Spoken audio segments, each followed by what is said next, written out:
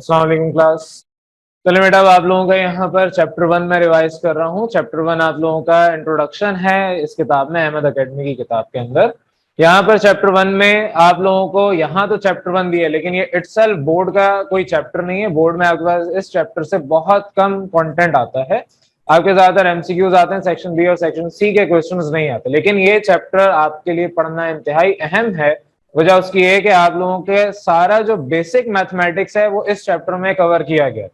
तो basic mathematics में जितना भी आप लोगों का काम करवाना होता है वो पहले अगर आप कर लें, बजाय चैप्टर के साथ साथ समझें, अगर आप पहले कर लें तो आप लोगों के लिए आसानी होती है कि आगे जितने भी चैप्टर्स हैं वो आपको सॉल्व करना आसान हो जाते हैं।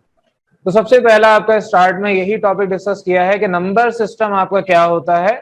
नंबर्स जितने भी आपने देखे हैं आज तक वो सारे के सारे किसी सिस्टम के तहत डिजाइन किए गए हैं। अब नंबर सिस्टम हमारे पास उसको स्टडी करने जाते हैं तो आपके पास दो टाइप के नंबर्स होते हैं, एक रियल नंबर्स, दूसरा इमेजिनरी नंबर्स। इमेजिनरी नंबर्स क्या है, इसमें आपके पास एक टर्म आयोटा लग जाती है और भी दीगर इसके अंदर चीजें होती हैं। तो इमेजिनरी नंबर्स आपके कोर्स में नहीं है तो उसको अभी हम डिटेल में डिस्कस नहीं कर रहे। जब आगे आएगा तो हम उसको वहां पर देखेंगे। आपके पास रियल नंबर मेन टॉपिक है। तो रियल नंबर्स क्या होते हैं, जितने भी नंबर्स आपने अब तक देखे वो सारे के सारे रियल नंबर्स हैं। जितने भी नंबर्स आप कैलकुलेशन में इस्तेमाल करते हैं वो सारे के सारे मोस्टली रियल नंबर्स होते हैं। अब उन नंबर्स को हमने कैटेगरी वाइज डिस्ट्रीब्यूट कर दिया। फॉर एग्जाम्पल, अगर आप कोई सामान खरीदते हैं या दुकानदार है वो कोई सामान खरीदता है तो क्या करेगा, वो ये नहीं देखेगा कि एक एक उसकी जो प्रोडक्ट है वो सही है या खराब है। आप अगर किसी कंपनी में जाते हैं, कोई कंपनी है बड़ी सी, कोई फैक्ट्री है जो कि प्रोडक्ट्स अपने मैन्युफैक्चर कर रही है, वो एक एक प्रोडक्ट को चेक नहीं करेगी कि वो सही है या खराब है। वो रैंडमली सैंपल्स उठाएगी और उसके बाद उनको चेक कर लेंगे। अगर वहां पर काम होगा सही, वो सारे चीजें सही चल रही होंगी, तो इसका मतलब वो बाकी लॉट जो मैन्युफैक्चर हो रही है वो भी सही है। ये आपका प्रोबेबिलिटी में आगे पूरा कॉन्सेप्ट चलता है, तो वो प्रोबेबिलिटी गेम खेल रहे होते हैं। यहां पर आपके जितने भी रियल नंबर्स हैं अब उनको कैटेगरी वाइज ब्रेक किया। आपके किसी भी फैक्ट्री में जो भी चीजें मैन्युफैक्चर हो रही हैं वो कैटेगरी वाइज मैन्युफैक्चर हो रही हैं। आप एक ही मशीन से सब कुछ मैन्युफैक्चर नहीं कर सकते। आप एक ही मशीन से खिलौने और कपड़े नहीं बना सकते, आपको अलग कैटेगरी चाहिए। तो यहां पर भी आपकी कैटेगरी बना दी रियल नंबर्स की। रियल नंबर होते क्या हैं, वो तमाम नंबर्स जो आप इस्तेमाल करते हैं वो सारे रियल नंबर हैं। अब उनकी कैटेगरी पे आते हैं, वो तमाम नंबर्स में कौन कौन से शामिल हैं। सबसे पहले आपका रैशनल नंबर और इर्रेशनल नंबर। रैशनल नंबर आप कहते हैं ऐसे नंबर्स को जो किसी रेशो में होते हैं। फॉर एग्जाम्पल, कोई रेशो दो नंबर्स हैं ए और बी, ए और बी कोई भी नंबर हो सकते हैं, इसको हम रिप्रेजेंट करते हैं क्यू से। और इर्रेशनल को हम रिप्रेजेंट करते हैं Q dash. Q dash dash यहाँ पर बेसिकली जो आपने मैट्रिक क्लास या उससे पहले क्लास में सेट का कॉन्सेप्ट सीखा था, कॉम्प्लीमेंट का, ये वो है। तो क्यू डैश का मतलब कॉम्प्लीमेंट ऑफ क्यू। जितने भी नंबर्स आपके रैशनल नंबर क्यू के अंदर हैं वो सारे के सारे नंबर्स अगर मैं निकाल दूं तो इसका मतलब इसका कॉम्प्लीमेंट वो बराबर आपके इर्रेशनल नंबर का होगा।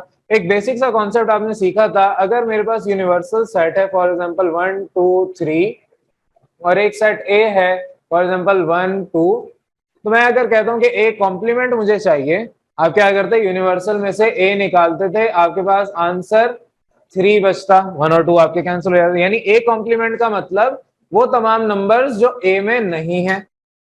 तो सिमिलरली वो तमाम नंबर्स जो रैशनल नंबर में होंगे वो इर्रेशनल नंबर में नहीं होंगे। अब इर्रेशनल नंबर में कौन से नंबर आते हैं और रैशनल नंबर में कौन से नंबर्स आते हैं उसके ऊपर बात करते हैं। आपके पास जितने भी रैशनल नंबर्स हैं, रैशनल रेशो से निकला है। रेशो का मतलब दो नंबर्स आपस में डिवाइड हो रहे हैं। तो मेरे पास अगर दो नंबर्स ए और बी हैं फॉर एग्जांपल, ये आपस में डिवाइड हो रहे हैं। एग्जांपल के तौर पे आपको अगर मैं कहता हूं कि लेट सपोज 3 एक नंबर है डिवाइड बाय 2, 3/2 डिवाइड करेंगे 1.5 आंसर आएगा। रेशो है, कंप्लीट डिवाइड हो गया। या आप डायरेक्ट कोई नंबर ले लें 6/3, या आपको एक होल नंबर यानी कि 2 दे देगा, आपके पास पॉइंट में कोई आंसर नहीं आएगा। लेकिन ऐसे नंबर्स फॉर एग्जांपल 1/3, ये आपके पास 0.3333 चलता जाएगा, 3 अनलिमिटेड, आप इसको रोक नहीं सकते। तो ऐसे नंबर जिसमें तीन कैटेगरी मैंने बता दी कि कंप्लीटली टर्मिनेट हो जाए, टर्मिनेटिंग होता है, आपके पास रिपीटिशन आ जाए, कंप्लीटली टर्मिनेट ना हो लेकिन रिपीटिशन आ जाए, तो ऐसे नंबर्स को आप कहते हैं कि ये रैशनल नंबर है। कंप्लीटली डिवाइड हो गया, कंप्लीटली डिवाइड मतलब कंप्लीटली टर्मिनेट हो गया, पॉइंट आ रहा है या नहीं आ रहा, दोनों केसेस में वो रैशनल नंबर होगा। तो आपके पास एक कैटेगरी हो गई जिसमें आपके पास पॉइंट नहीं आ रहा, दूसरी कैटेगरी जिसमें पॉइंट आ रहा है लेकिन कंप्लीटली डिवाइड हो गया, कंप्लीटली टर्मिनेट हो गया, तीसरी कैटेगरी कि आपके पास कंप्लीटली डिवाइड भी नहीं हुआ यानी कि कंप्लीटली टर्मिनेट भी नहीं हुआ, और अब यहां पर रिपीटिशन आ गई। अगर रिपीटिशन आ गई है 333 या कोई आपके पास नंबर है, लेट सपोज यहां पर मैं लिख रहा हूं 1.3434, ये चलता जा रहा है फॉर एग्जाम्पल, तो आपके पास यह 3 4 एक पेयर बन रहा है। ये 3 नंबर का भी आपके पास रिपीटिशन आ सकती है, फॉर एग्जाम्पल पॉइंट के बाद 1 2 3 1 2 3 1 2 3 ये चलता जा रहा है। तो जब आपके पास नंबर इस तरह रिपीट हो रहे हैं, टर्मिनेट नहीं हुए, कंप्लीटली डिवाइड नहीं हुए, लेकिन रिपीट हो रहे हैं, तो ये सारे नंबर्स रैशनल नंबर में आते हैं। तो ये रैशनल नंबर में क्या आएगा, ये सारे नंबर्स अगर रैशनल में आ गए तो इनके अलावा जितने भी नंबर्स हैं वो सारे के सारे इरेशनल में आएंगे। फॉर एग्जाम्पल अगर मैं यहाँ पर √2 की बात करूं तो ये आपका इरेशनल नंबर है, पॉइंट के आगे आपके पास कोई भी, अव्वल तो आपके पास ये चलते रहेंगे, जिस तरह ये दो नंबर्स चलते जाएंगे, डिवाइड होते चले जाएंगे, उसी तरीके से ये भी आपके नंबर्स पॉइंट के बाद चलते चले जाएंगे, लेकिन इन नंबर्स में आपको कोई भी वैल्यू रिपीट होते हुए नहीं मिलेगी। √2 हो गया, √3 हो गया, √5 हो गया, या आप लोगों ने एक चीज पढ़ी है जिसको पाई कहते हैं, ये पाई वैल्यू हो गई, इसमें आपके पास ये वैल्यू हो गई एक्सपोनेंशियल, आगे पढ़ेंगे तो वो वैल्यू हो गई। ये सारी वैल्यूज जो कंप्लीटली डिवाइड नहीं होती यानी पॉइंट के बाद चलती चली जाती हैं और उनमें कोई रिपीटेशन नहीं होती, तो वो सारे के सारे नंबर्स आपके इरेशनल नंबर्स कहलाते हैं। अब जब आपने यहाँ पर डिफरेंस समझ लिया between rational and irrational number, तो इरेशनल नंबर्स तो सिंपल से हैं, वो आपको बता दिए। √2 अंडर रूट में वैल्यू हो जो कि आपके पास प्राइम नंबर अंदर है अगर, और आपके पॉइंट में कोई वैल्यू है जो कंप्लीटली टर्मिनेट नहीं हो रही, ना ही रिपीट हो रही है, सारे इरेशनल है। अब रैशनल नंबर में 3 कैटेगरीज थी आपके पास। जब भी रैशनल नंबर आएगा तो उसको फर्दर हम 2 कैटेगरी में डिवाइड करते हैं, एक को कहते हैं इंटीजर्स, दूसरे को कहते हैं नॉन इंटीजर्स। वही कॉन्सेप्ट जो यहाँ पर था, एक z से रिप्रेजेंट होता है, दूसरा z कॉम्प्लीमेंट से रिप्रेजेंट होता है। जितने भी नंबर्स इंटीजर्स में होंगे उसके अलावा बाकी जितने नंबर रह जाएंगे वो नॉन इंटीजर्स में आप डाल देंगे।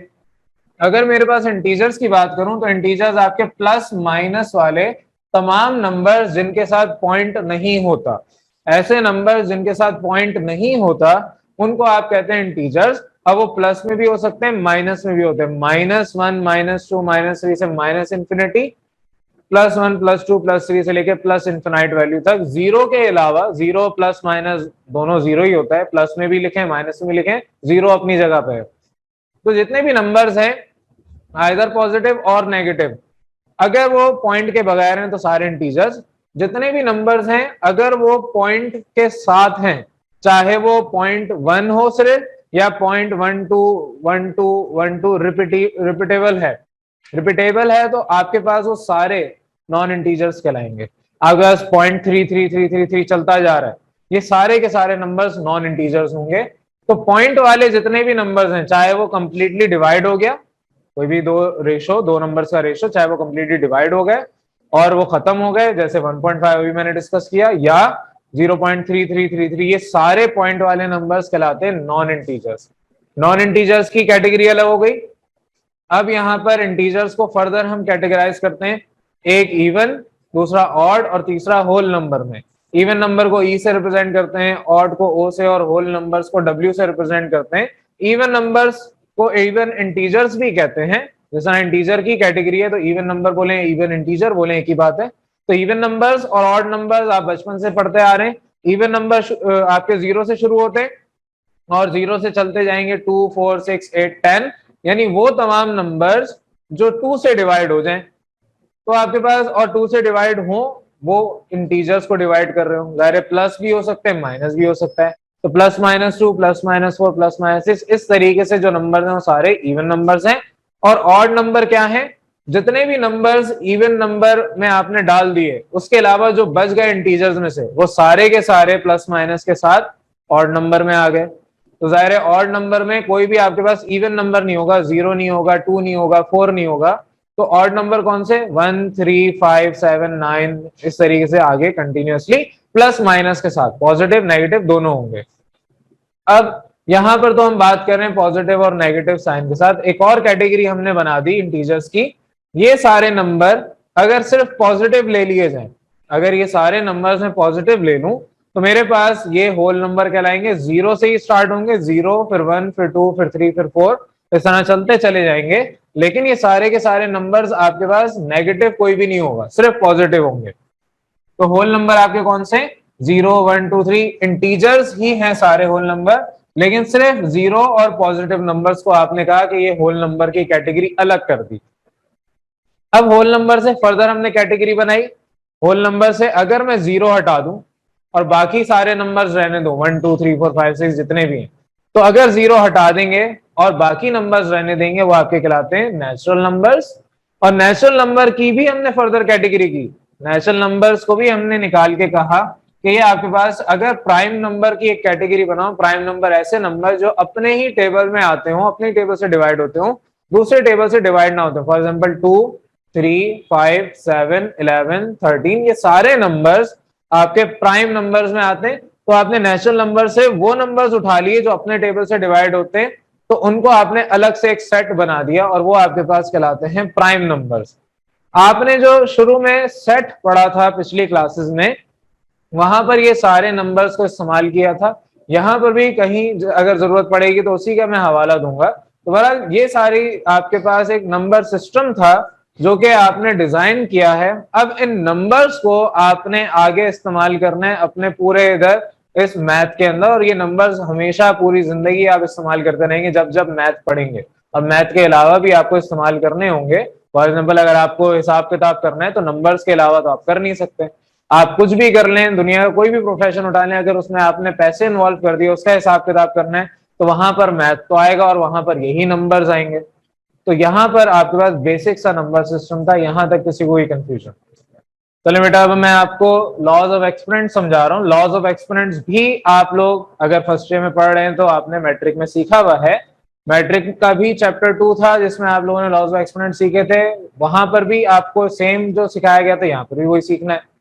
अब लॉज ऑफ एक्सपोनेंट, लॉज का मतलब ही ये होता है कि आप इनको चेंज नहीं कर सकते।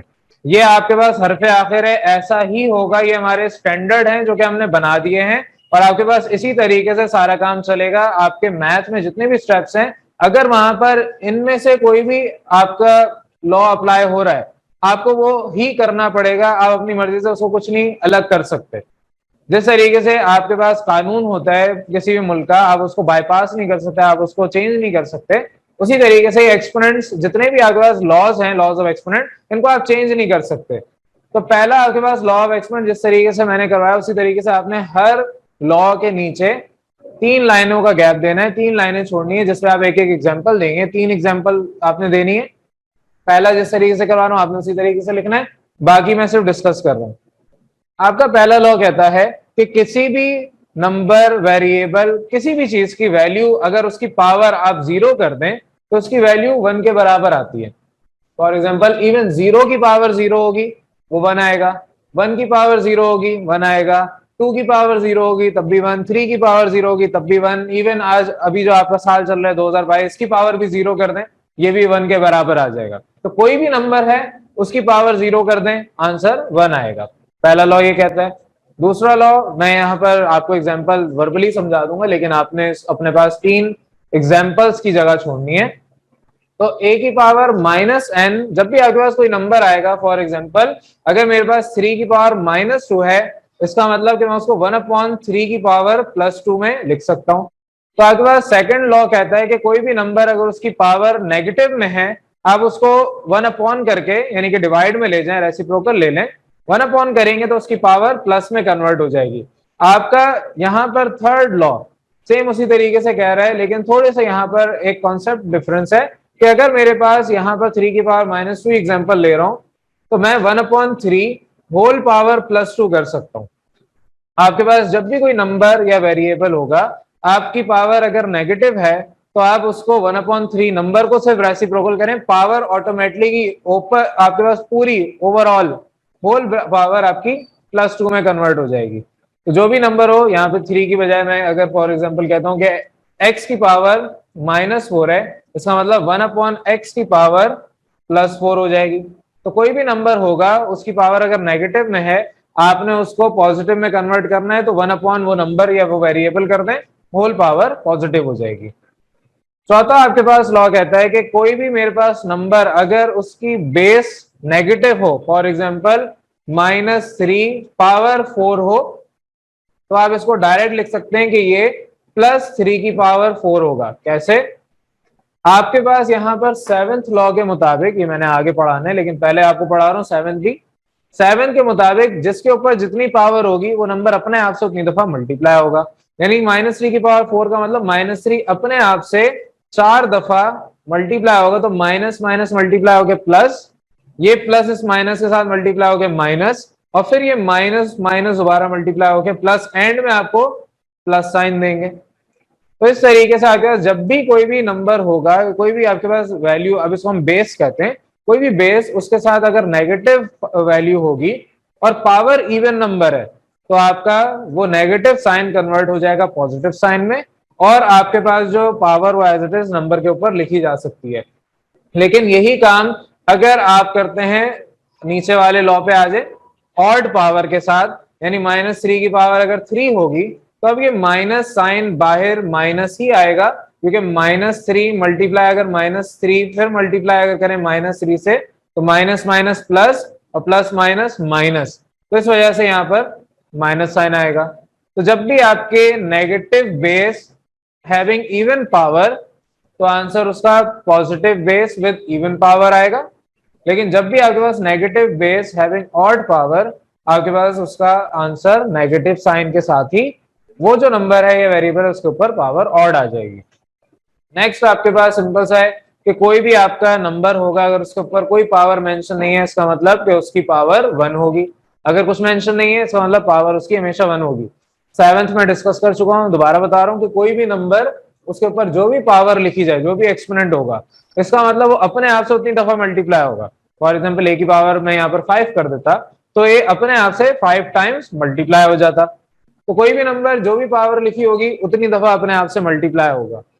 नेक्स्ट आपके पास कहते हैं कि मेरे पास अगर दो नंबर्स हैं, आपस में मल्टीप्लाई हो रहे हैं, रैंडमली कोई भी आप नंबर्स ले लें, आप 2 मल्टीप्लाई बाय 3 कर लें फॉर एग्जाम्पल, अगर इनके ऊपर होल पावर कुछ भी है, फॉर एग्जाम्पल 7 है, तो इसका मतलब 2 के ऊपर भी 7 आएगा, 3 के ऊपर भी 7 आएगा, और ये दो नंबर आपस में मल्टीप्लाई वैसे ही होते रहेंगे। तो मेरे पास यहाँ पर अगर x और y दो नंबर हैं और n कोई पावर है, आप x के ऊपर n अलग से, y के ऊपर n अलग से लेके मल्टीप्लाई करेंगे। 9th आपके पास कहता है उसी तरीके से कि मेरे पास अगर इसी को उल्टा कर दें, दो नंबर्स आए हैं, फॉर एग्जांपल मेरे पास 5 की पावर 2 है मल्टीप्लाई बाय 3 की पावर 2 है, पावर सेम है, मैं पावर ब्रैकेट के ऊपर एक दफा लिखूंगा और जो अंदर नंबर है उनको मल्टीप्लाई कर दूंगा आपस में, अगर पावर सेम है तो।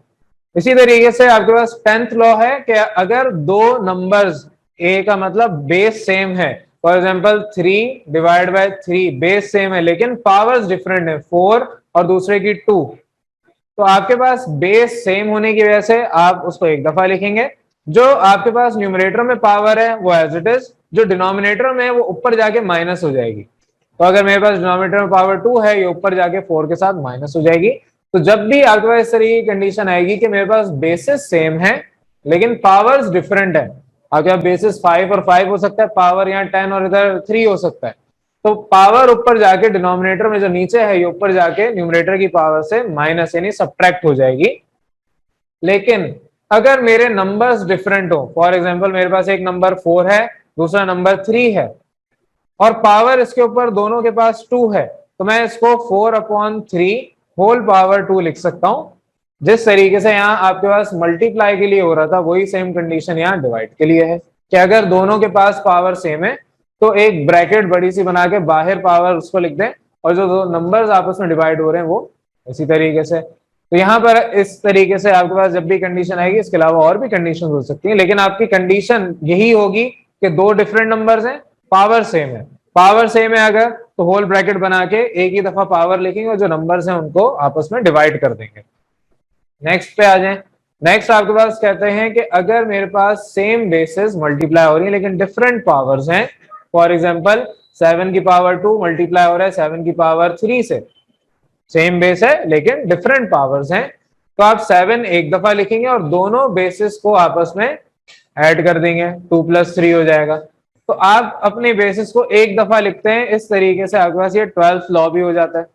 अब 13th आपके पास यहाँ पर लॉ कहते हैं कि अगर मेरे पास दो वैल्यूज हैं आपस में डिवाइड हो रही हैं, 13th और आपका 3 ऑलमोस्ट एक ही है, 3/2 अगर डिवाइड हो रहा है लेकिन पावर आपस में इनके दोनों की सेम है -4, मुझे पावर अगर +4 में कन्वर्ट करनी है तो मैं 2/3 करूंगा, यानी ब्रैकेट के अंदर जो वैल्यू है उसको रेसिप्रोकल ले लूंगा, उसको उलट दूंगा, तो मेरे पास जो पावर नेगेटिव थी वो अब पॉजिटिव में कन्वर्ट हो जाएगी। ये आपके पास 13th लॉ है। 14th और 15th लॉ बहुत इंपॉर्टेंट है क्योंकि इसका डिफरेंस आपको समझना है।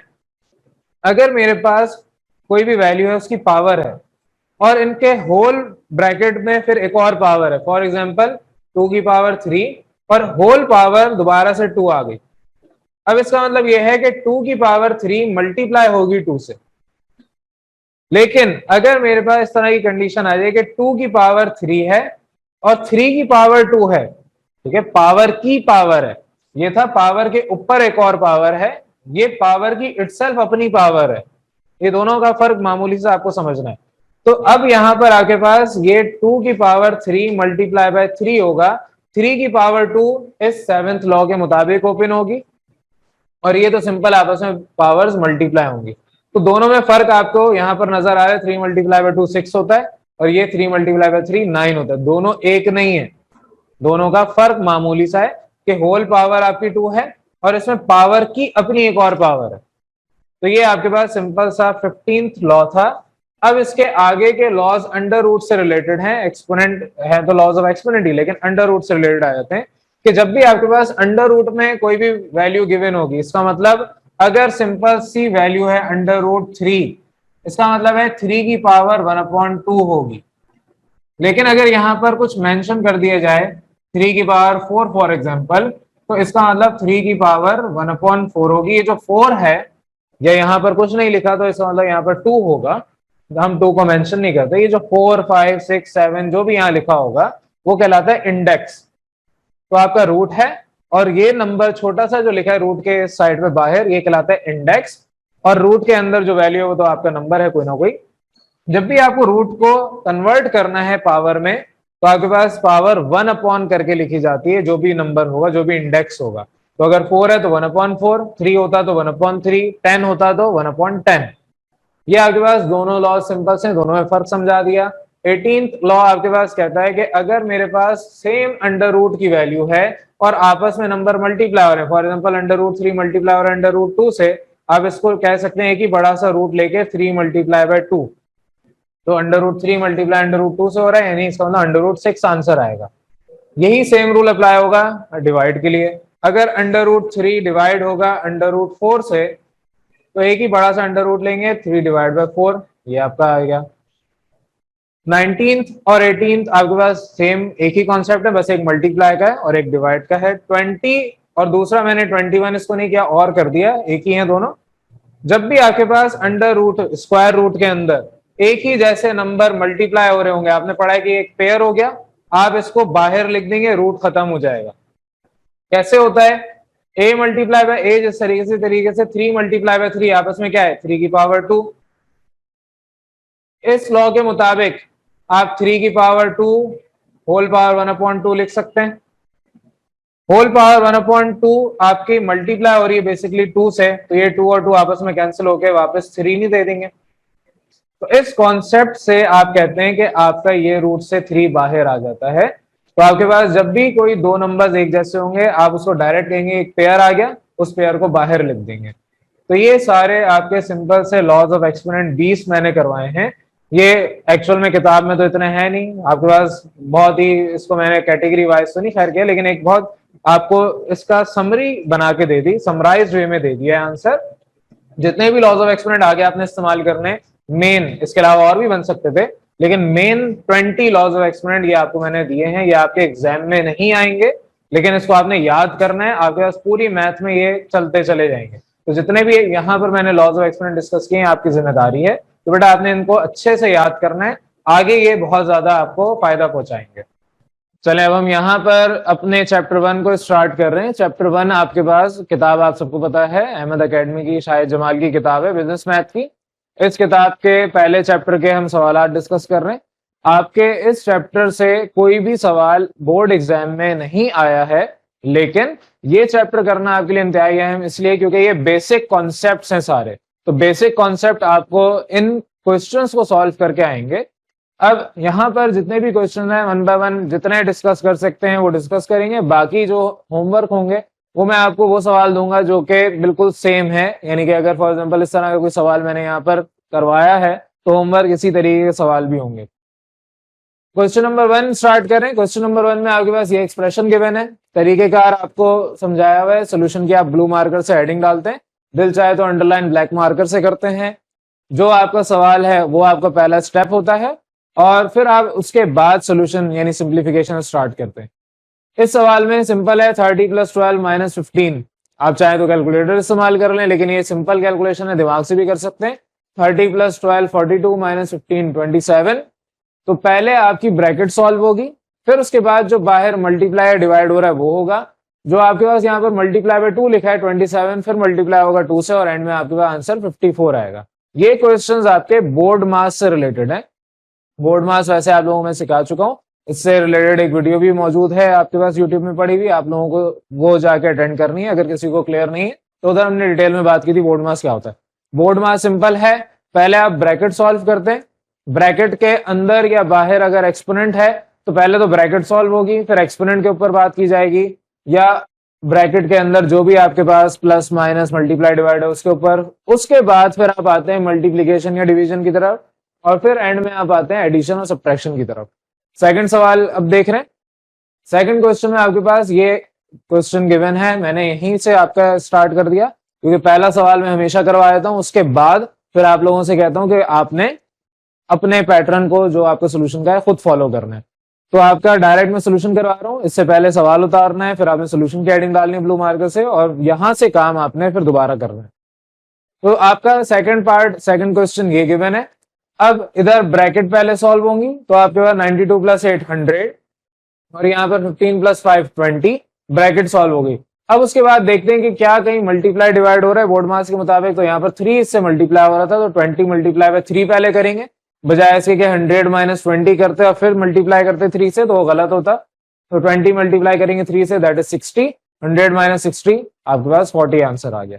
नेक्स्ट क्वेश्चन सिमिलरली यहाँ पर आपके पास एक बड़ी ब्रैकेट गिवन है और ब्रैकेट के अंदर एक और छोटी सी ब्रैकेट गिवन है। तो यहाँ इस पूरी ब्रैकेट में आप सबसे पहले ब्रैकेट सॉल्व करेंगे। तो आपके पास यहाँ पर 10 + 6 पहले सॉल्व होगा 16, मल्टीप्लाई बाय 4 उसके बाद, क्योंकि ब्रैकेट के बाद आप मल्टीप्लाई डिवाइड जो हमारा वो करेंगे और एंड में ऐड या सब्ट्रैक्ट करते हैं। तो 16 मल्टीप्लाई बाय 4 आपका 64, 3 अभी +3 चलता आ रहा है और बाहर मल्टीप्लाई बाय 2 बिल्कुल एंड में होगा, तो 64 + 3 67, और जो बाहर 2 है वो आपका एज इट इज चल रहा है। अब यहाँ पर 67 मल्टीप्लाई बाय 2 एंड में 134 आंसर आ गया। ये है बोर्ड मास। अभी आप इन सवालात में स्टेप बाय स्टेप सीख रहे हैं कि बोर्ड मास अगर आपके पास इस तरह के सवाल आ जाएं तो बाय यूजिंग दैट आपके बोर्ड मास या दैट लॉजिक आप कैसे अपने क्वेश्चंस को सॉल्व करेंगे। तो ये थर्ड पार्ट था। फोर्थ पार्ट पे आ जाए। फोर्थ पार्ट में आपके पास सवाल ये गिवन है, इसमें सिमिलरली जिस तरह पीछे सवाल किया वैसे ही ब्रैकेट पहले सॉल्व होगी। 12 + 6 18, ये 18 इस पूरी वैल्यू से ऐड किया जा रहा है, तो एडिशन या सब्ट्रैक्शन बिल्कुल आखिर में होती है। पहले ब्रैकेट सॉल्व होगी, फिर मल्टीप्लीकेशन या डिवीजन, तो मल्टीप्लीकेशन 18 मल्टीप्लाई बाय 20 आपके पास 360, फिर ऐड या सब्ट्रैक्ट, तो ऐड यहाँ पर हो रहे हैं दोनों, तो 360 + 18 378। ये आपके पास सिंपल सा बोर्ड मास अभी सिखाया जा रहा है। फिफ्थ पे आ जाए। फिफ्थ क्वेश्चन में भी यही आपके पास सवाल है। आपका 81 - 41 40 होगा, मल्टीप्लाई बाय 30 बाहर चलता जा रहा है और -20 अभी वो बाहर एज इट इज है। 40 मल्टीप्लाई बाय 30 1200 -20, अब ये 1200 माइनस होगा 20 से, यानी कि 1180 फाइनल आंसर आएगा। सिक्स आपके पास एक बड़ी सी ब्रैकेट है, उसके अंदर एक और छोटी ब्रैकेट है, तो पहले वो ब्रैकेट सॉल्व होगी। 100 - 80 दैट इज 20, मल्टीप्लाई बाय 2 उसके बाद होगा, तो 20 मल्टीप्लाई बाय 2 आपका 40, ये डिवाइड बाय 10 चलता जा रहा है, अभी ये अभी सॉल्व नहीं होगा। तो 40 डिवाइड बाय 10 को आप इस तरीके से भी लिख सकते हैं, 40 डिवाइड बाय 10। अब 10 और 4 एक ही टेबल में आते हैं, तो 10 1 टाइम्स एंड 10 4s आर 40। आखिर में आंसर आपका 4 आ गया। 7th पार्ट उसी तरीके से। अब यहाँ 7th पार्ट में लॉज ऑफ एक्सपोनेंट इस्तेमाल होंगे। इससे पहले के सवाल में बोर्ड मास आपने सीखा। अब ये सब करवाने से पहले मैंने आपको काफी डिटेल में लॉज ऑफ एक्सपोनेंट सिखाए। तो अब वही 20 लॉज ऑफ एक्सपोनेंट जो मैंने आपको लिखवाए थे, सिखाए थे, वो यहां पर अप्लाई होंगे इन क्वेश्चंस के अंदर। तो 7th पार्ट में आपके पास ये सवाल गिवन है। इधर आपके पास 4 square minus 6 square dividing bye 3 square.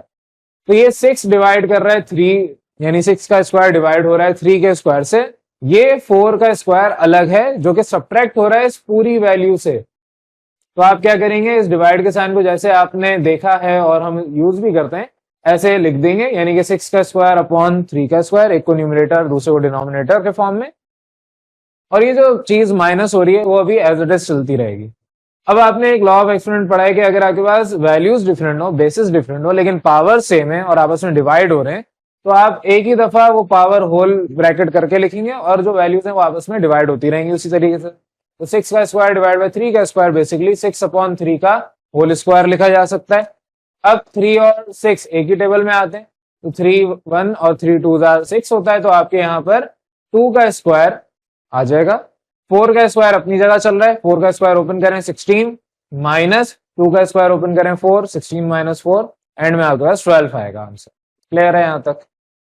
चलें अब आगे क्वेश्चन डिस्कस कर रहा हूँ। 8 पार्ट। यहाँ पर आपके पास सवाल ये गिवन है, इसमें भी लॉज ऑफ एक्सपोनेंट ही अप्लाई हो रहे हैं, लेकिन बोर्ड मास भी साथ साथ अप्लाई हो रहे हैं। ब्रैकेट पहले सॉल्व होगी, तो 2 + 5 7, 8 - 5 3, 3 के ऊपर क्यूब है, 7 के ऊपर स्क्वायर है, और ये डिवाइड हो रहा है 3 इस 3 के क्यूब से, यानी ये वाला जो 3 का स्क्वायर है ये डिवाइड आपका 8 - 5 का होल क्यूब इससे हो रहा है।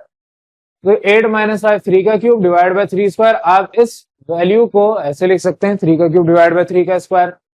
अब 7 का स्क्वायर माइनस हो रहा है 3 का क्यूब डिवाइड बाय 3 के स्क्वायर से। आपने लॉ ऑफ एक्सपोनेंट पढ़ा है कि सेम बेस और डिफरेंट पावर हो तो डिनोमिनेटर ऊपर वाली पावर से सब्ट्रैक्ट हो जाता है, माइनस हो जाता है। तो अगर नीचे यहाँ पर 2 है तो ऊपर 3 के साथ जाके -2 हो जाएगा। यहाँ पर 7 की पावर 2 माइनस 3 की पावर 3 - 2, यानी कि 3 की पावर 1। अब 3 की पावर 1 3 ही होगा। 7 का स्क्वायर 49, 49 - 3 46। तो सिंपल इस तरीके से आपने ये पैटर्न फॉलो करना है। अब इसी तरीके से नेक्स्ट आपका 9th पार्ट है। 9th पार्ट डिस्कस कर रहे हैं। यहाँ पर आपके पास 2 का क्यूब प्लस 5 का स्क्वायर मल्टीप्लाई बाय 4 है। 2 का क्यूब क्या होगा, 2 मल्टीप्लाई बाय 2 मल्टीप्लाई बाय 2, जिसके ऊपर स्क्वायर या क्यूब या पावर 4 या 5 जो भी है, इसका मतलब होता है कि वो अपने आप से उतनी दफा मल्टीप्लाई होगा। तो पावर 3 का मतलब 2 अपने आप से 3 दफा मल्टीप्लाई होगा, पावर 2 का मतलब 5 अपने आप से 2 दफा मल्टीप्लाई होगा, और मल्टीप्लाई बाय 4 इसके साथ चलता जा रहा है। 2 का क्यूब 8, 5 × 5 25 × 4 100, एक ही दफा कर लें तो अगर 25 × 4 100 होता है, तो 8 + 100 108 आंसर फाइनल आएगा। तो इस तरीके से ये वाला पार्ट हो गया। 10th पार्ट, क्योंकि 10 सवालों तक आपसे कहा था कि सॉल्व करें, सिंप्लीफाई करें एक्सप्रेशंस को। 10th पार्ट आपके पास ये गिवन है। इसमें ब्रैकेट के अंदर जो पहले ब्रैकेट नजर आ रही है उसको सिंप्लीफाई करेंगे, तो आपके पास ये वाली ब्रैकेट 4 + 5 9 होगी। ये 9 इसके साथ 3 जो है मल्टीप्लाई हो रहा है, और साथ में multiply by 7 as it is, बाकी सब कुछ एज इट इज, प्लस 8 × 4, 8 × 4, ये आपस में मल्टीप्लाई करके 40 लिख सकते हैं, क्योंकि इनके पास कोई ब्रैकेट नहीं है। तो वो ब्रैकेट आप सॉल्व नहीं करेंगे बोर्ड मास के मुताबिक, पहले ब्रैकेट सॉल्व होती है, फिर मल्टीप्लीकेशन डिवीजन होती है, फिर एडिशन सब्ट्रैक्शन होता है। तो ब्रैकेट इनके पास नहीं है, कोई ऑर्डर भी नहीं है, पावर भी नहीं है, तो मल्टीप्लाई डायरेक्ट कर लेंगे। लेकिन यहां पर आपके पास मल्टीप्लीकेशन भी है, एडिशन भी है, तो आपने इसलिए पहले ब्रैकेट सॉल्व की। अब 9 × 3 अब करेंगे, तो 9 × 3 27 प्लस 6 अभी एज इट इज रहेगा, और बाहर पूरी ब्रैकेट से multiply by 7 as it is. फिर ब्रैकेट को ही अभी तक हम सॉल्व कर रहे हैं, तो 6 + 27 33 मल्टीप्लाई हो रहा है 7 से, और प्लस 40 आपका चलता जा रहा है। 33 मल्टीप्लाई करेंगे 7 से तो आंसर 231 आएगा। 231 + 40 271, ये आपका फाइनल आंसर है। यहां तक आपके पास काम था जिसमें आपने सिंप्लीफिकेशन करनी थी, एक्सप्रेशन जो भी गिवन थे। अब नेक्स्ट क्वेश्चन आपके पास किताब में गिवन है कि आपने ऐड करना है फॉलोइंग एक्सप्रेशंस को। तो ऐड किस तरीके से करेंगे, आपके पास यहाँ पर इस तरीके का सवाल है 3x + 5 + 2x। अब 3x + 5 + 2x, यहाँ पर कोई आपके पास साइन चेंज नहीं हो रहा क्योंकि प्लस जब ब्रैकेट से मल्टीप्लाई होगा तो प्लस ही रहेगा। अगर माइनस होता तो हो सकता है यहाँ पर साइन चेंज हो जाते हैं। तो 3x + 5 + 2x, बेसिकली 3 और 2 ये आपस में ऐड होंगे 5x। आप लोगों ने पढ़ा है बचपन में कि आपके वेरिएबल वाली वैल्यू एक साथ ऐड हो जाती है। ये जो कांस्टेंट है ये इसमें ऐड नहीं हो सकता, ये सिंपल हमारे लॉज ऑफ एक्सपोनेंट में ही आता है। तो जब भी हमारे पास कोई एक्सप्रेशन है जिसके साथ वेरिएबल, तो सेम वेरिएबल वाले क्वेश्चन, सेम वेरिएबल वाली एक्सप्रेशन आपस में ऐड या सब्ट्रैक्ट होंगी। अगर यहाँ पर 2x² होता फॉर एग्जाम्पल, तो वो इस 3x में ऐड नहीं हो सकता था क्योंकि वेरिएबल डिफरेंट हो गया। तो 3x + 2x 5x और +5 अपनी जगह चलता आ रहा है। ये इसका फाइनल आंसर हो गया। 12th पार्ट सिंपल सा है, सवाल आपके पास तरीकेकार मैंने समझा दिया एक दफा, सोल्यूशन की हेडिंग डालेंगे जो सवाल गिवन है, उसके बाद से मैं आपको काम करवा रहा हूँ। तो सवाल में आपको 2x - 3 और x + 5 ये दो एक्सप्रेशन गिवन है, इनको ऐड करना है। तो बीच में प्लस साइन आएगा, ब्रैकेट ओपन करेंगे, 2x - 3 + x + 5। तो 2x और x आपस में ऐड होंगे, आपके पास 2 + 1 3x और -3 + 5, आपके पास वैल्यू सब्ट्रैक्ट हो रही है 5 - 3 + 2। तो इस तरीके से आपके पास ये वाला भी आंसर आ गया। 13th में आ जाए, 5x - 2 और 2x - 6 इनको आपस में ऐड करना है। तो आपके पास 5x - 2 + 2x - 6, 5x में 2x ऐड होगा 7x, -2 और -6 -8। ये सिंपल सा जिस तरीके से किया उसी तरीके से 14 पार्ट भी आपके पास ये एक्सप्रेशन गिवन है, इनको ऐड करना है। 3x² + 5x + 2x + 8x²। तो 3x² और 8x² आपस में ऐड होके 11x² बनाएंगे। 5x + 2x 7x बनाएंगे। 15 पार्ट है, इसके बाद फिर मैं आपको होमवर्क दूंगा इसी के जितने भी पार्ट्स हैं। आपको ये सवाल गिवन है, इसमें आपके पास जब जगह खत्म हो जाए तो आप दोनों तरफ, दोनों लाइन में एक ऊपर वाली और एक नीचे वाली सिंबल सेम बनाते हैं, प्लस है तो प्लस, और फिर उसके बाद सवाल कंटिन्यू करते हैं। बहरहाल ये आपके पास गिवन है वैल्यू, आपने इनको ऐड करना है। तो 2x³ ऐड होगा 5x³ में, तो आपके पास 7x³ हो गया। 3x² - 3x², सेम वैल्यू है, साइन डिफरेंट है, कैंसिल आउट हो जाएंगी। तो ये वाली वैल्यू कैंसिल इससे होगी। -5x + 5x, ये भी सेम वैल्यू है, आपस में कैंसिल आउट हो जाएगी। तो एंड में जो बचेगा वो सिर्फ आपका 7x³ बचेगा। इस तरीके से आपने 15th पार्ट भी डिस्कस कर लिया। अब इसके बाद जो आपके पार्ट्स हैं, 15 के बाद जितने भी आपके क्वेश्चन है 18 तक, 16, 17, 18, ये आप लोगों ने होमवर्क में ट्राई करना है। सिंपल ऐड होगा, जो चीज सब्ट्रैक्ट हो रही है जैसे यहाँ हुई वो कैंसिल आउट हो जाएगी, एंड में कोई ना कोई आंसर आ जाएगा। चले, लास्ट क्लास में हमने क्वेश्चन नंबर 15 तक काम किया था। 16, 17, 18 मैंने आपको होमवर्क दिए थे, बहुत ही आसान थे, आप लोगों ने कर लिए होंगे। अब क्वेश्चन नंबर यहाँ पर 19 से ऑनवर्ड काम कर रहे हैं। इससे पिछला जो आपके पास पोर्शन था उसमें आपने सिर्फ ऐड करना था, यहाँ पर 19 से ऑनवर्ड आपको सब्ट्रैक्ट करना है। तो 1 बाय 1 क्वेश्चन डिस्कस करते हैं। आपके पास सवाल में गिवन है कि आपने अपनी वैल्यू को सब्ट्रैक्ट करना है। अब सवाल इस तरीके से गिवन है कि आपसे कहा है subtract the following expression 5x + 3 from 8x। तो जिस में से करना है वो बाद में गिवन है, तो फ्रॉम 8x का मतलब 8x में से सब्ट्रैक्ट करना है, माइनस करना है 5x + 3 को। तो उसी तरीके से आपने एक्सप्रेशन लिखी है कि 8x में से 5x + 3 को सब्ट्रैक्ट कर दिया। अब जब इस तरीके से आप लिखेंगे तो माइनस इस ब्रैकेट के अंदर जाके साइन चेंज करेगा, यहां दोनों के बाद प्लस है तो -5x और -3, माइनस साइन इधर आके +5x को -5x और माइनस इधर अंदर आके +3 को -3 में कन्वर्ट करेगा। तो आपके पास 8 - 5 3x और आपका 3 एज इट इज, ये आपका फाइनल आंसर है। अब आप इसमें x वाली टर्म को x के साथ ही सब्ट्रैक्ट या ऐड करवाएंगे। तो सिमिलरली आपके पास यहाँ पर नेक्स्ट क्वेश्चन है 20, उसमें भी कहा है कि आपने 2x + 5 को सब्ट्रैक्ट करवाना है, यानी कि 2x + 5 फ्रॉम 10x + 5, ये आपका सवाल गिवन है। तो आपको लिखना है इस तरीके से होगा 10x + 5 - 2x + 5। अब माइनस इधर जाएगा अंदर, ये तो ब्रैकेट एज इट इज क्योंकि यहाँ पर पहले कोई माइनस साइन नहीं है, तो 10x + 5 as it is, bracket open, minus अंदर जाके साइन चेंज करेगा -2x -5, तो आपका यहाँ पर +5 और -5 आपस में कैंसिल आउट हो जाएंगे। आपका यहाँ पर 10x - 2x यानी कि 8x फाइनल आंसर आएगा। अब इसी तरीके से 21 आपका है, इसमें भी आपकी वैल्यू गिवन है, तो आपने फ्रॉम दिस वैल्यू ये सब्ट्रैक्ट करना है। तो 3x square minus 5x plus 7 पहले लिखेंगे, माइनस आपका x square minus 5x plus 5 बाद में। यहां पर एज इट इज वैल्यू आ गई, माइनस साइन अंदर जाएगा, minus x square plus 5x और माइनस 5 में कन्वर्ट करेगा, ये वैल्यू इस तरीके से। अब यहाँ पर 3x square minus 1x square यानी कि 2x स्क्वायर प्लस 5 बल्कि माइनस 5 प्लस 5x, दोनों वैल्यू सेम है लेकिन साइन अपोजिट है, तो ये आपस में कैंसिल आउट हो जाएंगी। प्लस 7 माइनस 5 प्लस 2, इस तरीके से आपके पास ये वैल्यू कन्वर्ट हो गई। नेक्स्ट आ जाए, आपको यहाँ पर कहा है कि फ्रॉम 9x आपने सब्ट्रैक्ट करना है इस वैल्यू को, तो 2x square plus 5 minus 9x minus होगा, तो माइनस डायरेक्ट कर दें। अब यहाँ पर कुछ सब्ट्रैक्ट नहीं हो रहा, तो हम क्या करते हैं, इसको स्टैंडर्ड फॉर्म में लिख देते हैं, पहले एक्स स्क्वायर फिर एक्स और फिर उसके बाद जो पावर नहीं है, इस तरीके से। क्लियर है ये सवाल। अब नेक्स्ट क्वेश्चन पे आ जाए, आपके पास यहाँ पर उसी तरीके से एक दफा आपको पढ़ना आ गया, सवाल में आपको जिस तरीके से कहा है इधर किताब के अंदर कि आपने सिंपल एक वैल्यू है इसको सब्ट्रैक्ट करना है फ्रॉम दैट वैल्यू, तो फ्रॉम वाली वैल्यू जो है पहले लिखी जाएगी और उससे पहले जो आपके सवाल में गिवन है क्योंकि उसको सब्ट्रैक्ट करना है वो बाद में लिखेंगे।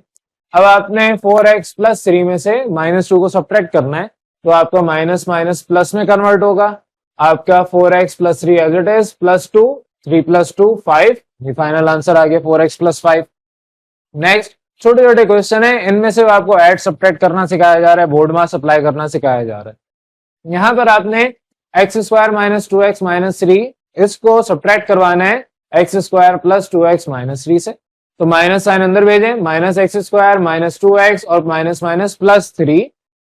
अब यहाँ पर x square minus x square same value cancel out हो गई, आपका माइनस 2x और minus 2x same value add हो गई, माइनस साइन तो है लेकिन दोनों आपस में ऐड हो रहे हैं, तो माइनस 4x माइनस 3 प्लस 3, दोनों का साइन डिफरेंट है, सेम वैल्यू है, कैंसिल आउट हो जाएंगे, आपके पास एंड में माइनस 4x आंसर आएगा। नेक्स्ट आपका अब यहाँ पर जो क्वेश्चन स्टार्ट हो रहा है उसमें आपको कहा है कि आपने मल्टीप्लीकेशन करनी है, सवाल आपसे कहा है multiply the following algebraic expression, और ये आपको सवाल गिवन है फॉर एग्जांपल पहला 3x स्क्वायर को मल्टीप्लाई करना है बाय 2x की पावर 5।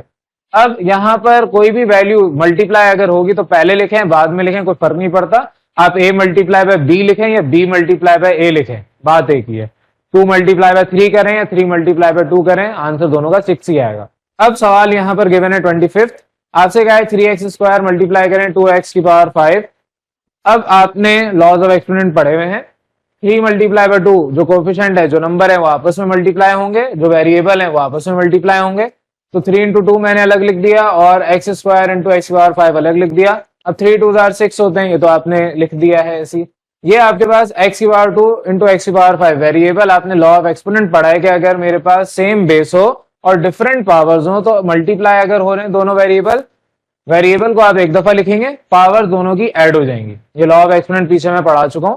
तो यहाँ पर x इंटू एक्स आपके पास एक दफा x लिखा जाएगा और पावर इनकी 2 प्लस 5, तो आपके इस तरीके 6x की पावर 7, ये आंसर आएगा। क्लियर है यहां तक। नेक्स्ट क्वेश्चन आपका 26 है, 26 में आपसे कहा है कि 2x प्लस 5 को मल्टीप्लाई करें 2x से, तो यहां पर जब भी ब्रैकेट आपको गिवन होगी और बाहर कोई वैल्यू मल्टीप्लाई हो रही है, 2x मल्टीप्लाई 2x से पहले होगा, तो 2 2 4 x into x x square, वही आपके पास लॉजिक है, इसकी पावर 1 है, इसकी पावर 1 है, 1 प्लस 1 आपके पास 2 हो जाएगा, और फिर इस 2x को प्लस 5 से मल्टीप्लाई करेंगे तो प्लस 10x, तो जब भी ब्रैकेट आपके पास आएगी बाहर वाली वैल्यू हर इंडिविजुअल वैल्यू से मल्टीप्लाई होगी। ये आपका 26 था। नेक्स्ट क्वेश्चन है 27, इसमें भी यही कॉन्सेप्ट है कि आपके पास ये ब्रैकेट गिवन है, इसके बाद 3 मल्टीप्लाई हो रहा है, तो 3 पहले मल्टीप्लाई होगा माइनस 2x स्क्वायर से, तो माइनस 6x स्क्वायर, फिर 3 मल्टीप्लाई होगा प्लस 9 से, तो प्लस 9 आपके पास ये फाइनल आंसर आएगा। नेक्स्ट क्वेश्चन पे आ जाए 28, इसमें आपके पास ये सवाल गिवन है, ये मल्टीप्लाई हो रहे हैं इस तरीके से।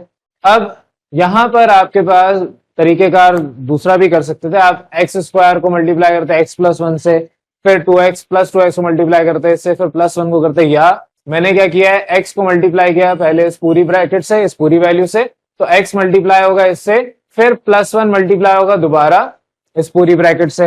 अब x अंदर की तमाम वैल्यूज तमाम टर्म से मल्टीप्लाई होगा, तो x into x square x cube, x into 2x 2x² x into 1 x, जो इनके साइन प्लस के हैं तो साथ में प्लस भी साथ चलता रहेगा, +1 मल्टीप्लाई होगा x² से तो x², सिमिलरली 2x और आपका 1 इंटू 1 1 ही होता है।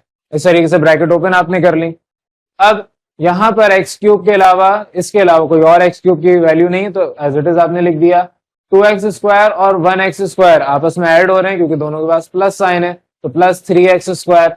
सिमिलरली आपके पास 2x और x 3x ये भी ऐड हो रहे हैं, एंड में 1 के अलावा कोई और कांस्टेंट है नहीं, तो आपने +1, ये आपकी अलजेब्रिक एक्सप्रेशन ऐसे आ गई। अब यहाँ पर मैंने 29th नहीं सॉल्व करवाया, 31st भी नहीं करवाऊंगा, 30th पार्ट करवा रहा हूँ। बाकी जो इसके मल्टीप्लीकेशन वाले पार्ट्स हैं वो आपने खुद घर पे ट्राई करने, सेम इसी तरीके से होंगे। किताब में वैसे सोल्यूशन भी है, किताब में डायरेक्ट किया हुआ है, मैं आपको प्रॉपर स्टैंडर्ड पैटर्न से करवा रहा हूँ। आपको किताब के सोल्यूशन से आंसर पता चल जाएगा क्या आएगा, मेथड समझ आ जाएगा कैसे किया, लेकिन प्रॉपर स्टेप्स आपने यही करने हैं जो यहाँ क्लास में आपको सिखाए जा रहे हैं। तो 30th में आपसे कहा है कि x माइनस वाई मल्टीप्लाई हो रहा है इस वैल्यू से। अब x मल्टीप्लाई करेंगे इस वैल्यू को, पहले अलग x मल्टीप्लाई हो रहा है इस पूरी ब्रैकेट से, फिर माइनस वाई मल्टीप्लाई हो रहा है इस पूरी ब्रैकेट से। अब अगर मेरे पास पूरा आगे जगह खत्म हो गई है तो मैं यहाँ पर माइनस साइन दोनों लाइन में लिखूंगा और जो वैल्यू है उसको एज इट इज कंटिन्यू कर दूंगा। अब यहाँ पर आपके पास x मल्टीप्लाई होगा x² से तो x³, तो x जब मल्टीप्लाई हुआ है x इंटू वाई से तो x into x x², y उसके बाद मल्टीप्लाई एज इट इज, फिर x मल्टीप्लाई होगा y² से तो x y² minus y multiply हो रहा है आपका x² से, तो पहले x² लिख रहा हूं माइनस x²y, फिर माइनस मल्टीप्लाई हो रहा है xy से माइनस y, तो आपका x y² माइनस के साथ, और सिमिलरली माइनस प्लस माइनस और y² इंटू y y³, तो माइनस y³ ऐसे आ गया। अब यहाँ पर x² minus x² same value है, हैविंग डिफरेंट अपोजिट साइंस, तो कैंसिल आउट हो जाएंगे। सिमिलरली xy² और xy² same value having different science, तो पीछे आपके पास x³ और y³ बचा, x³ माइनस y³, ये आपका फाइनल आंसर आ जाएगा। चलो बेटा अपने 32 क्वेश्चन से ऑनवर्ड देख लें। यहां पर आपके सवाल में कहा है कि आपने इसको सिंप्लीफाई करना है, आपके वैल्यूज गिवन है by using laws of exponents, जो आपको मैंने लॉज ऑफ एक्सपोनेंट 20 समझाए हैं उसके मुताबिक आपने इसको ओपन करना है। पहला आपके पास सवाल गिवन है 2x² y का होल स्क्वायर। अब आपने पढ़ा है कि जब भी मेरे पास होल स्क्वायर कोई वैल्यू गिवन होगी, आपके ब्रैकेट में जितनी भी इंडिविजुअल वैल्यूज हैं आप उसके ऊपर वो पावर लिख सकते हैं। तो 2 के ऊपर भी पावर 2 है, x² के ऊपर भी पावर 2 है, y के ऊपर भी पावर 2 है। अब 2 की पावर 2 बेसिकली 2 इंटू 2 होती है, यह आपने लॉ ऑफ एक्सपोनेंट पढ़ा हुआ है। अगर पावर गिवन है ऑलरेडी और उसके ऊपर एक और होल पावर है, इसका मतलब दोनों पावर्स आपस में मल्टीप्लाई होंगी, और यहाँ पर तो सिंपल कुछ भी नहीं है तो y के ऊपर डायरेक्ट आप 2 लिख देंगे, कुछ भी नहीं होता तो इसका मतलब पावर 1 होती है, 1 मल्टीप्लाई बाय 2 2 ही होगा। अब 2 इंटू 2 4, x की पावर 2 इंटू 2 x की पावर 4, y की पावर 2 एज इट इज, तो 4x की पावर 4 y², ये इसका आंसर आ गया। नेक्स्ट क्वेश्चन में -2x² y का होल क्यूब है, तो वही लॉ ऑफ एक्सपोनेंट कि क्यूब जो है सबके ऊपर अप्लाई होगा, -2 के ऊपर भी, x² के ऊपर भी, y के ऊपर भी। अब -2 का क्यूब है, आपने लॉ ऑफ एक्सपोनेंट पढ़ा है negative base having odd power, तो negative base having odd power में जो नेगेटिव साइन है वो नेगेटिव ही रहता है, माइनस एज इट इज 2 की पावर 3 8 में कन्वर्ट डायरेक्ट कर दी। आप चाहे तो इसको -2 इंटू -2 इंटू -2 लिखेंगे तब भी -8 आंसर आएगा। ये आपके पास 2 मल्टीप्लाई बाय 3, x की पावर 2 मल्टीप्लाई बाय 3 और ये y की पावर 3 डायरेक्ट, तो -8 x की पावर 6 y की पावर 3, ये फाइनल आंसर आएगा। क्वेश्चन नंबर 34 में आपके पास यहाँ पर ये दो एक्सप्रेशन आपस में मल्टीप्लाई हो रही हैं। इधर आपसे कहा है कि ये वैल्यूज जब मल्टीप्लाई करेंगे तो मैंने यहाँ पर 3 और 4 को एक साथ लिख दिया, x³ और x को एक साथ लिख दिया, y² और y को एक साथ लिख दिया, तो 3 इंटू 4 12, x की पावर 3 इंटू x की पावर 1, x की पावर 3 + 1 लिख सकते हैं क्योंकि दोनों आपके पास मल्टीप्लाई हो रहे हैं, same base having different powers, यहाँ कुछ नहीं है तो इसका मतलब इसकी पावर 1 है। और ये सिमिलरली y की पावर 2 इंटू y की पावर 2 + 1 में लिखा जा सकता है। अगर आपके पास बेसिस सेम हो, वैल्यूज उनकी पावर्स डिफरेंट हो तो पावर्स ऐड हो जाती हैं, अगर वो मल्टीप्लाई हो रहे हैं, डिवाइड हो रहे होते तो डिनोमिनेटर वाली वैल्यू ऊपर जाके माइनस हो जाती, सब्ट्रैक्ट हो जाती। तो 12 x की पावर 4 y की पावर 3, ये फाइनल इसका आंसर आएगा। क्लियर है यहां तक? अब इसके बाद क्वेश्चन नंबर 35 में आपके सिंपल दो ब्रैकेट आपस में मल्टीप्लाई हो रही हैं, यहाँ पे आपसे कहा है कि x माइनस 2y मल्टीप्लाई करना है आपके पास 3x प्लस वाई से, तो 3x प्लस वाई आपके पास मल्टीप्लाई होगा x से, x into 3x plus y, फिर माइनस 2y मल्टीप्लाई करेंगे 3x प्लस वाई से, तो x into 3x square, x into y x y, similarly minus 2x minus 2y into 3x, तो 2 into 3 6 minus plus minus x और y को मैंने इस तरीके से लिख दिया बजाय yx लिखने के, तो आपके पास 2y मल्टीप्लाई में 3x जब करेंगे माइनस 6xy आंसर आएगा, और ये माइनस जब इससे मल्टीप्लाई होगा minus 2y into plus y minus 2y square, आपके पास ये सिंपल मल्टीप्लीकेशन है। अब इसके बाद आपने 3x square as it is लिख दिया, ये plus x y minus 6xy minus 5xy में कन्वर्ट होंगे, और माइनस 2y स्क्वायर आपका एज इट इज, ये इसका फाइनल आंसर है। नेक्स्ट क्वेश्चन पे आ जाए 36 पे, इधर भी उसी तरीके से दोनों वैल्यूज मल्टीप्लाई हो रही है, तो 2x मल्टीप्लाई होगा इस पूरी ब्रैकेट से x प्लस 2y, और फिर प्लस 3 मल्टीप्लाई होगा x प्लस 2y पूरी ब्रैकेट से, ये 2x जब x से मल्टीप्लाई होगा तो 2x स्क्वायर, फिर 2x मल्टीप्लाई होगा 2y से, तो 2 इंटू 2 4xy आएगा आंसर, प्लस 3y मल्टीप्लाई करें x से तो 3xy, x पहले लिखें y बाद में, और 3y multiply by 2y, 3 2 6 y into y square, तो प्लस 6y स्क्वायर आपके पास आंसर आया। अब इसको सिंप्लीफाई कर लें, 2x square 4 plus 3 7xy plus 6y square, इसका ये आंसर आ गया। इसी तरीके से लास्ट इसका 37 पार्ट, फिर उसके बाद आपके नेक्स्ट कैटेगरी स्टार्ट होती है।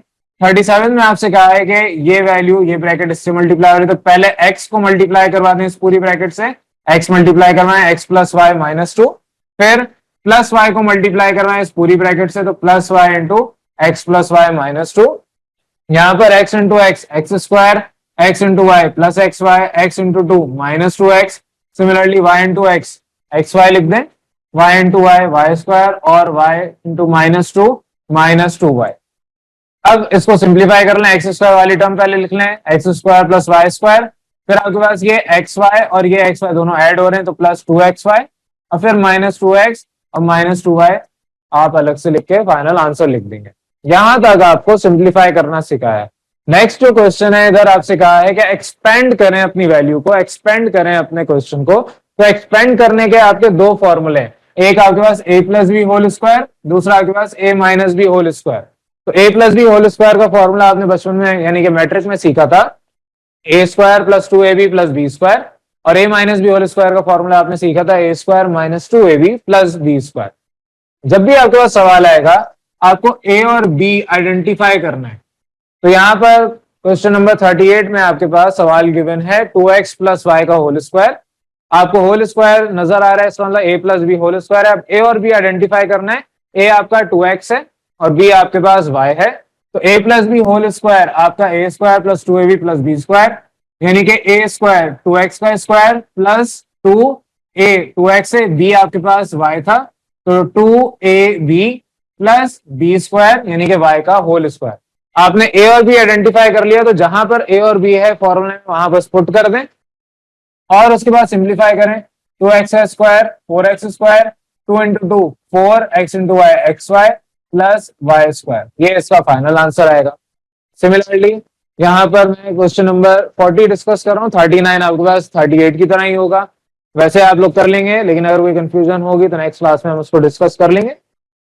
क्वेश्चन नंबर 40 में a minus b whole square की फॉर्म में सवाल गिवन है, यहां पर भी a और b आइडेंटिफाई करना है। a minus b whole square का फॉर्मूला आपको याद करना है, that is a square minus 2ab plus b square. तो फॉर्मूला आपको याद होगा, a और b आइडेंटिफाई कर लेंगे, डायरेक्ट आप वैल्यू पुट करें अपने फॉर्मूले में, आपके पास आंसर ऑटोमेटिकली आ जाएगा। तो a यहाँ पर a ही है, b आपके पास 3b है, तो a स्क्वायर माइनस 2ab आपके पास 3b है प्लस b स्क्वायर, तो b आपका यहाँ पर 3b के बराबर है। इस तरीके से आपके पास a square minus 2 into 3 6ab plus 3b का होल स्क्वायर होता है 9b स्क्वायर, आपके पास ये आंसर आएगा। अब जितने भी आपके पार्ट्स हैं इस क्वेश्चन के जो यहाँ पर गिवन है, आपने उसको घर पे ट्राई करना है। क्वेश्चन नंबर 42 से 46 तक ये क्यूब फॉर्मूले हैं, तो क्यूब फॉर्मूले आप लोग वैसे आपने याद किए हुए अप्लाई कर सकते हैं, नेक्स्ट क्लास में इसको डिस्कस करेंगे। लास्ट क्लास में हमने क्वेश्चन नंबर 41 तक सारा काम कर लिया था, आपको मैंने 41 यानी उस तक के 2 सवाल होमवर्क दिए थे, जिसमें आपके simple a plus b whole square formula apply हो रहा था। 39 और 41 मैंने आपको नहीं करवाए थे। तो यहाँ पर आगे चल के भी मैं आपको सारे एक एक सवाल नहीं करवाऊंगा। आपको मैंने यहाँ पर जो सवाल करवाए, आपका बेसिकली सीखना यहाँ पे मकसद है। अगर आपने सीख लिया मेथड, तो उसके बाद आपको कोई भी सवाल दे दिया जाए, आप उसी मेथड से, उसी पैटर्न से उनको सॉल्व कर लेंगे। क्वेश्चन नंबर 42 में आपके पास डिफरेंट एक पैटर्न अप्लाई हो रहा है, यानी कि यहाँ पर फॉर्मूला ही डिफरेंट है। पीछे आपने a plus b whole square सीखा, अब यहाँ पर आप a plus b whole cube सीख रहे हैं। तो a plus b whole cube आपने फॉर्मूला बचपन में सीखा था। a plus b whole cube होता है a cube plus b cube plus 3ab into a plus b. अब एक और फॉर्मूला होता है a cube plus 3a square b plus 3ab square plus b cube, वही ये फॉर्मूला है। सिर्फ आपके पास वो वैल्यू कॉमन लिख के इसको आसान बना दी, तो इसको याद करना आसान है। जिसको दूसरा फॉर्मूला याद हो सकता है, दूसरा याद किया हुआ, वो उस तरीके से सॉल्व कर लें। तो यहाँ पर आपके पास ये फॉर्मूला है, आपने हवाला दिया। अब आपने आइडेंटिफाई किया कि a और b क्या है। यहाँ पर a x है और b 2y है। तो फॉर्मूले का हवाला देने पर जहां पर a और b है, उधर आपने वैल्यूज पुट कर दी। तो a x आपने एज्यूम किया था, b आपने 2y कहा था, तो a cube plus b cube plus 3ab into a plus b। Formula आपने जो ऊपर हवाला दिया उसमें पुट कर दी वैल्यू।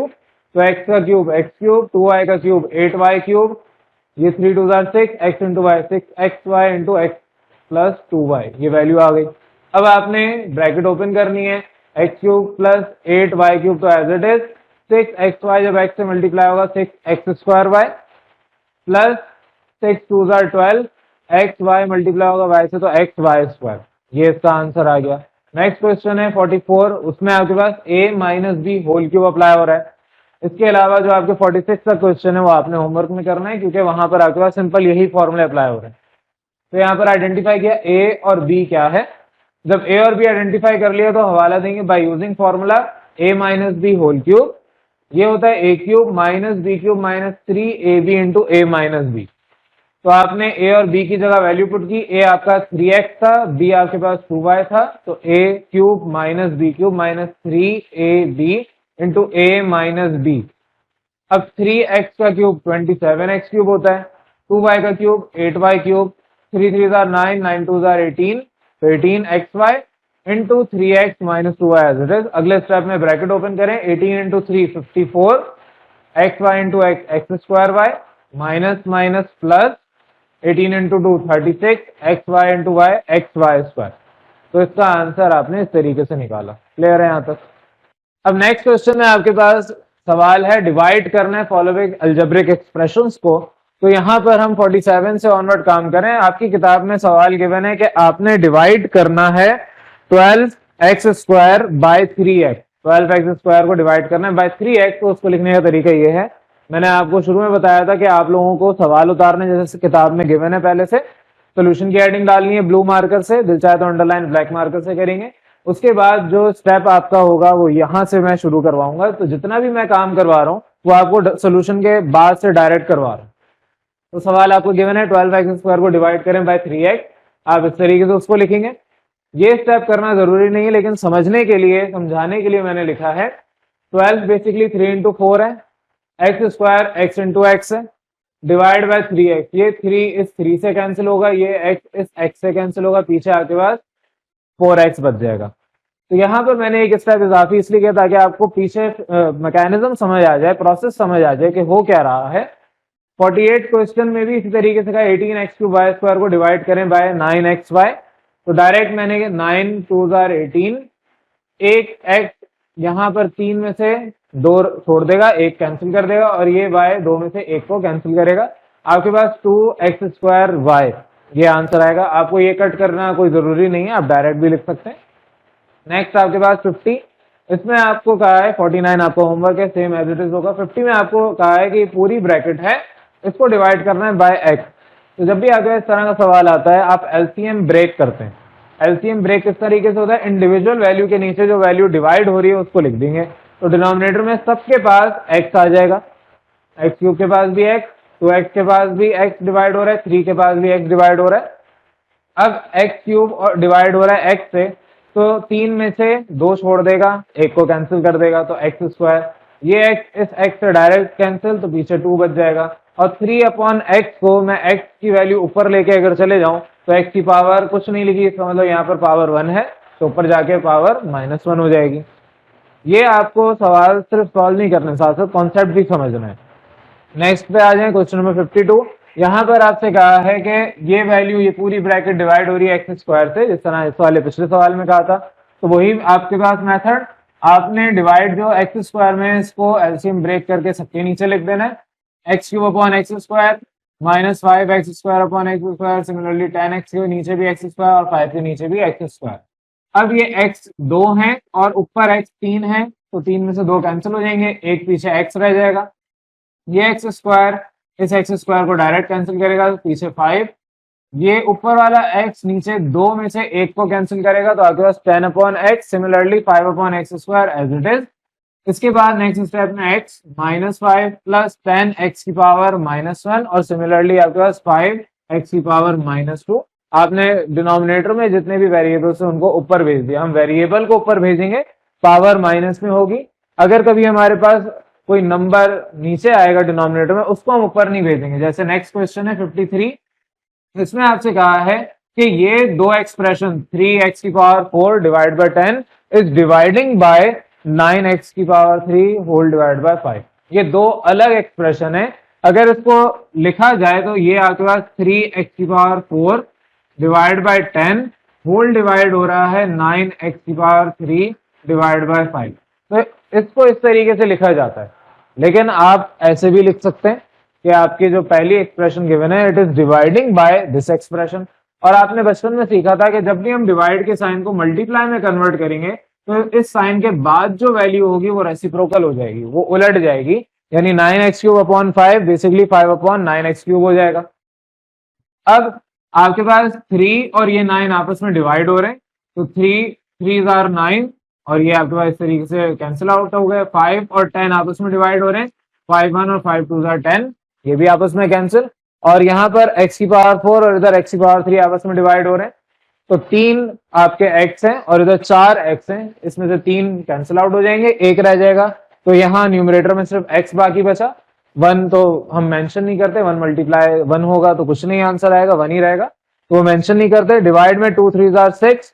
अब यहाँ पर 6 को ऊपर नहीं लेके जाएंगे क्योंकि 6 इज अ नंबर, तो नंबर आपका नीचे रहे, उसका कोई मसला नहीं है, और ये आपका फाइनल आंसर आएगा।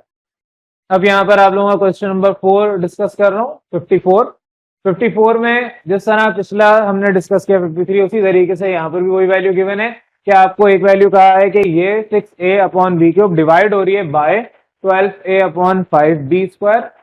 अब डिवाइड के साइन को आप जब मल्टीप्लाई में कन्वर्ट करेंगे तो ये वाली वैल्यू उलट जाएगी, रेसिप्रोकल हो जाएगा। 12a upon 5b square 5b square upon 12a में कन्वर्ट होगा। अब 6 1 और 6 2 are 12, आपके पास b स्क्वायर है 2 है और ये b क्यूब 3 है, तो 3 में से 2 को कैंसिल करेगा।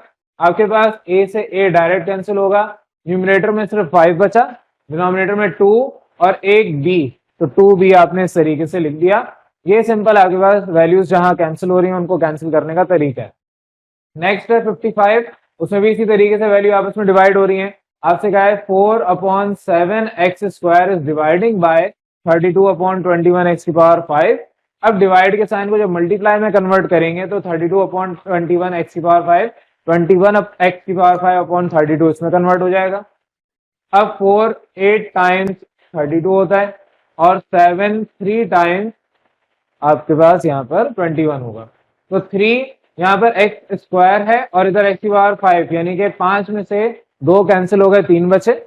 आपका यहाँ पर 3x³ डिवाइड बाय 8, ये आंसर आ गया। अब जिस तरीके से यहाँ पर ये काम किया है उसी तरीके से नेक्स्ट आपका 56 से ऑनवर्ड क्वेश्चन है। सिर्फ फर्क यहाँ पर यह है कि ये ब्रैकेट अब आपको कैंसिल करनी है, पूरी पूरी ब्रैकेट आपकी कैंसिल होंगी। तो यहाँ पर आपको नजर आ रहा है 56 को सवाल में कहा है कि x plus y whole square plus 6 into x plus y, ये डिवाइड हो रहा है बाय x प्लस वाई के होल स्क्वायर से। अब आपने यहाँ पर इसको जब डिवाइड करना है तो x plus y whole square dividing by x plus y whole square plus 6x plus y divide by x plus y whole square, आपकी ब्रैकेट अलग से ये ओपन हो गई, आपने एलसीएम ब्रेक कर दिया। अब एलसीएम ब्रेक करने के बाद आप लोगों के पास यहाँ पर ये पूरी वैल्यू, ये पूरी ब्रैकेट ऊपर और नीचे सेम है, तो ये पूरी की पूरी ब्रैकेट आपस में कैंसिल आउट हो जाएगी, पीछे 1 रह जाएगा। ये आपकी ब्रैकेट नीचे वाली ब्रैकेट से बिल्कुल सिमिलर है, लेकिन नीचे ये पावर 2 का मतलब इस जैसी दो ब्रैकेट से, ठीक है। पावर 2 का मतलब ब्रैकेट ये जो गिवन है इस जैसी दो ब्रैकेट है, तो दो ब्रैकेट में से एक ब्रैकेट आपकी कैंसिल आउट हो गई, तो आपके पास नीचे एक्स प्लस वाई यानी कि वो एक ब्रैकेट रह गई। तो सिंपल 1+6/x+y ये आपका इसका आंसर आ गया। नेक्स्ट आ जाए 57 पे। जिस तरह ऊपर आपके पास सवाल था उसी तरीके से इधर आपने इस एक्सप्रेशन को डिवाइड किया x माइनस वाई से, तो अगले स्टेप में आप इस एक्सप्रेशन को एलसीएम ब्रेक कर दें।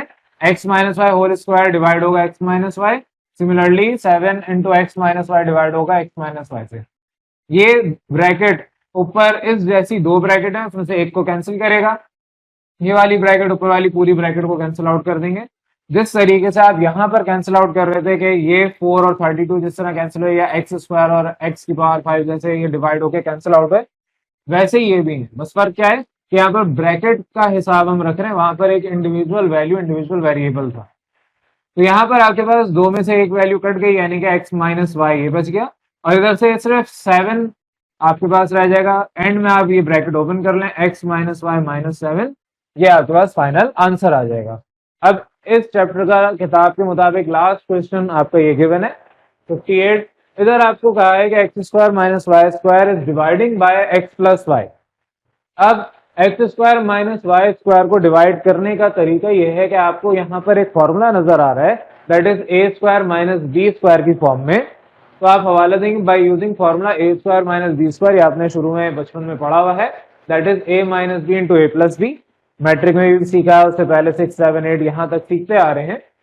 तो ए स्क्वायर माइनस बी स्क्वायर का हवाला दिया, आपकी ऊपर वाली न्यूमरेटर की expression a square minus b square की फॉर्म में, तो आपका ए माइनस बी, तो यहाँ पर आपके पास ए minus b into a plus B की फॉर्म आ गई। ए आपके पास एक्स है, बी आपके पास वाई है। अब x minus y into x plus y whole divide by x plus y, ये एक्स प्लस वाई वाली ब्रैकेट ऊपर वाली एक्स प्लस वाई की ब्रैकेट को कैंसिल करेगा, क्योंकि आपस दोनों में डिवाइड हो रहे हैं। आपके पास सिर्फ x माइनस वाई वाली ब्रैकेट रहेगी। एंड में अगला स्टेप आप ब्रैकेट हटा दें, चाहें तो आप ये वाला स्टेप बेशक ना करें, डायरेक्ट ये कर दें। तो बहरहाल आपके पास एंड में आंसर ये आएगा। तो यहाँ पर आपके पास पूरा जो चैप्टर इंट्रोडक्शन का था वो हमने रिवाइज कर लिया है, डिस्कस कर लिया है, काफी डिटेल में किया है। अब इसके बाद हम नेक्स्ट चैप्टर की तरफ जाएंगे, वो आपके पास इस किताब का चैप्टर 5 है, तो लीनियर और क्वाड्रेटिक इक्वेशंस देखेंगे। क्लियर है यहाँ पर?